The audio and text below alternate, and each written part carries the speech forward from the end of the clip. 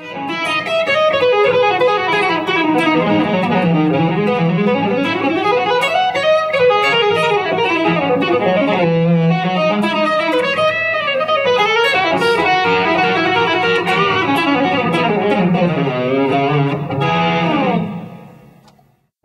I'm Wheatcroft, and today we're going to take a look at how you can incorporate hybrid picking into rock and blues-based styles. Traditionally, a lot of guitar players think hybrid picking just relates to country music, but you can use it to allow you to have greater facility, greater freedom when you play rock or blues. So I'm going to look at a couple of different things. First one is to deal with building up just a basic technique and to do with developing speed. But it's not just about speed, you can also use it to create some intervallic leaps within your lines, which would be previously, maybe not impossible, but they wouldn't necessarily be particularly easy to do if you just use a pick. Okay, so the very first example is just going to be based in C minor pentatonic scale. And all I'm going to do is a repetitious cycle of 4 notes. So I'm going to go on the D string, a hammer on, and when it changes to the G string, this is where the hybrid picking comes in. So I'm going to use the middle finger rather than crossing over the string with a pick. Okay. And then the next note is a pick back on the D string on the note C, and a pull off, and that takes us back to the start again. So slow.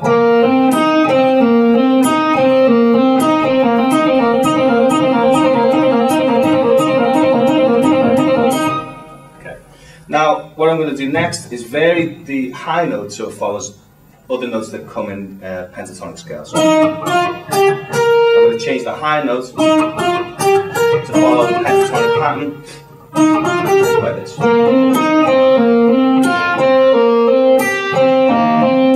Each time the middle finger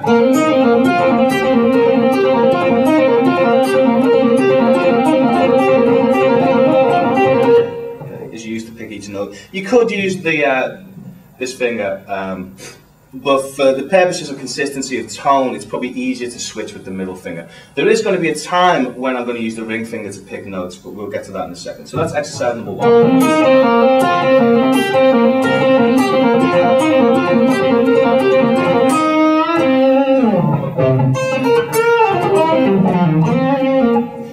So even there, that little lick that I just played then is a good case in point for hybrid picking. I'm basically playing the same note, so in this case the note C, in 3 different octaves. The lowest 2 are going to be with the plectrum. Then for the highest note, fingers.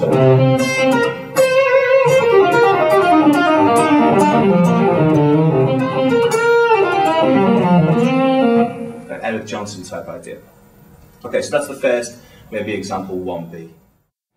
Okay, now where these things really come in handy is when you're crossing strings going towards the treble. There's not a real great deal of point in trying to do when you're going towards the bass strings, because obviously the plectrum is going to be nearest, so you might as well use whatever's nearest. The idea is economy of motion. I mean, obviously you get a slightly different tone as well. For certain blues feels, it sounds different to go.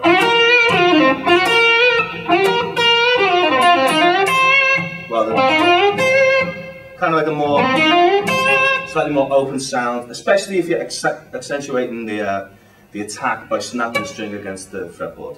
Some guitar players like Brett Garson, he uses hybrid picking a lot, but he tends to disguise the pick by making it blend in, rather than really exaggerating the pick there.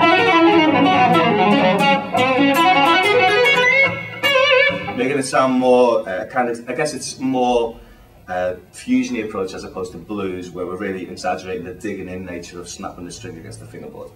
Okay, so the next exercise I'm going to look at ways of incorporating the next finger. So I'm just going to look at very basic arpeggio, so I'm just going to take root, in this case in the key of E,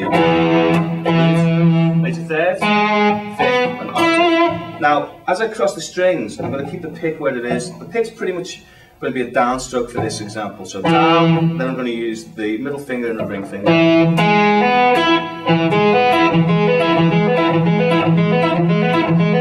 can also add some palm mute. Okay. Now on the way down, I'm going to use the pick again. Because the pick at that point is ready and waiting above the D string. So I'm going to cycle that round into a 1 octave arpeggio.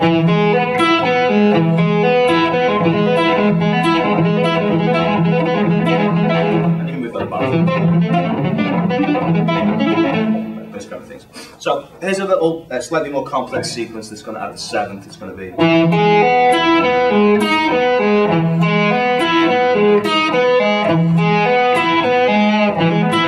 So what's happening here?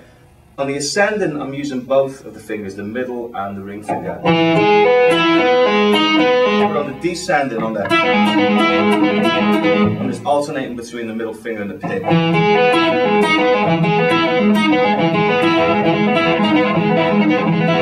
So I can get a little sequence on the go. Okay. And we can put that through a harmonized scale. That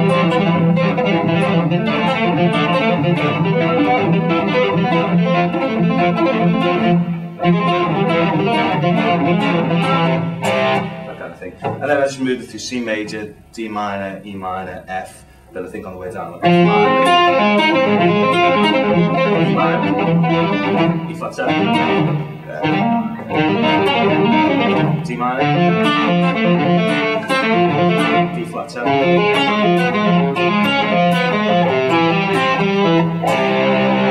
Okay, so that's the second example. Okay, the final example is going to look at some extreme intervallic jumps, where I'm going to look at the traditional way of playing things like major 7 arpeggios.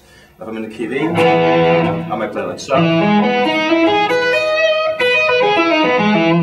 With a note dispersal of 2 notes, 1 note, 2 notes, 1, 2.